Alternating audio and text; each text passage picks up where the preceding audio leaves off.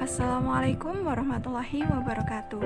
Kami dari Angkatan 45 Kelompok 3 akan menyampaikan peran dan kedudukan PNS dalam NKRI. Berikut ulasan selengkapnya.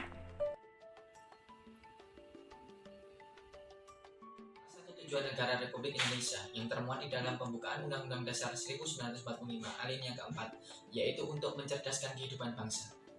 Pendidikan merupakan salah satu upaya untuk mencapai tujuan tersebut. Dalam dunia pendidikan, ASN Guru memiliki peran dan kedudukan yang sangat penting.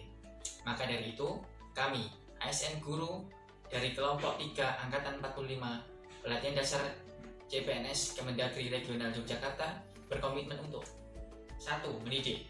Kami akan mengajak dan memotivasi peserta didik kami untuk senantiasa berperilaku positif, menekankan pada pembiasaan dan keteladanan untuk membentuk sikap mental dan kepribadian, seperti mencontohkan sikap tanggung jawab, mandiri, jujur, dan lain sebagainya. Kedua, mengajar. Mengajar merupakan kegiatan membantu dan memudahkan peserta didik dalam proses belajar untuk penguasaan pengetahuan dan keterampilan. Peran guru dalam hal ini dapat dengan meningkatkan kemampuan digital untuk menunjang pembuatan media pembelajaran yang menarik dan memudahkan peserta didik dalam proses pembelajaran dalam menunjang penguasaan pengetahuan dan keterampilan. Membimbing. Guru memberikan bimbingan kepada siswa agar siswa dapat menemukan berbagai potensi yang ada dalam dirinya sebagai bekal untuk masa depan mereka, sehingga siswa dapat tumbuh dan berkembang menjadi manusia yang ideal sesuai dengan harapan orang tua dan masyarakat. 4. Mengarahkan. Seorang guru memberikan pembenaran apabila peserta didik melakukan kesalahan pada tugas yang diberikan. 5. Melatih. Guru bisa memberikan pelatihan untuk meningkatkan kreativitas dan bakat peserta didik berupa karya tangan dan seni rupa. 6. Menilai. Mengukur sejauh mana kompetensi peserta didik setelah proses pembelajaran. Penilaian ini terdiri dari 3, yaitu penilaian pengetahuan, keterampilan, dan sikap. Dalam melaksanakan penilaian, guru terlebih dahulu menyusun alat ukur, kemudian melaksanakan penilaian dan melakukan analisis hasil penilaian. Penilaian pada masa yang akan datang dapat mengembangkan aplikasi untuk pelaksanaan penilaian. Jadi, pada masa yang akan datang, penilaian akan berbasis pada teknologi. Itu mengevaluasi. Apa itu mengevaluasi? Mengevaluasi yaitu mendapatkan informasi atau data untuk mengukur taraf kemampuan peserta didik atau perkembangan peserta didik. Nah, apabila evaluasi itu positif, kita harus memberikan penguatan kepada peserta didik untuk meneruskan apa yang dicapainya. Apabila evaluasi itu kurang baik atau negatif, kita harus memberikan motivasi atau arahan yang benar supaya hasil evaluasi selanjutnya akan lebih baik.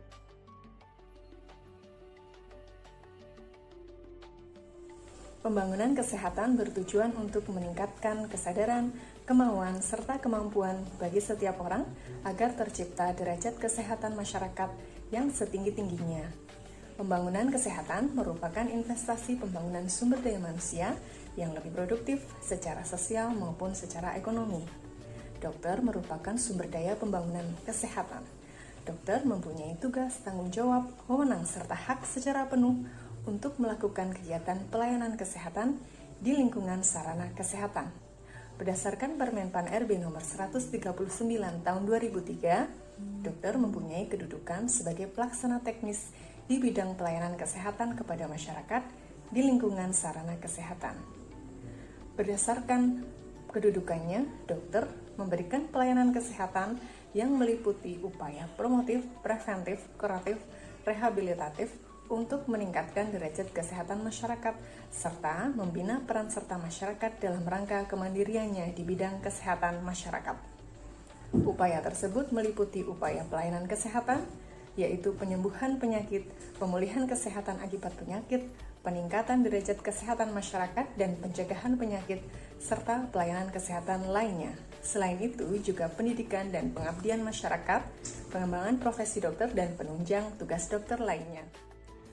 Tugas dokter sebagai ASN apabila kita lihat pada Permenkes nomor 73 tahun 2013, yaitu dokter memiliki tugas melaksanakan pelayanan kesehatan yang berorientasi pelayanan dan juga akuntabel pada saat memberikan pelayanan medis rawat jalan, memberikan pelayanan medis rawat inap, dan memberikan pelayanan kegawat daruratan.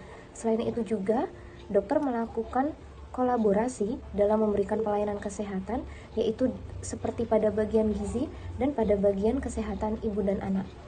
Apabila kita melihat dari peraturan Presiden nomor 18 tahun 2020 tentang RPJMN, disebutkan bahwa kebijakan RPJMN tahun 2020 sampai 2024 adalah untuk meningkatkan pelayanan kesehatan menuju cakupan kesehatan semesta, yaitu dengan cara melakukan penguatan pelayanan kesehatan dasar dan juga dengan memanfaatkan teknologi yang didukung dengan inovasi.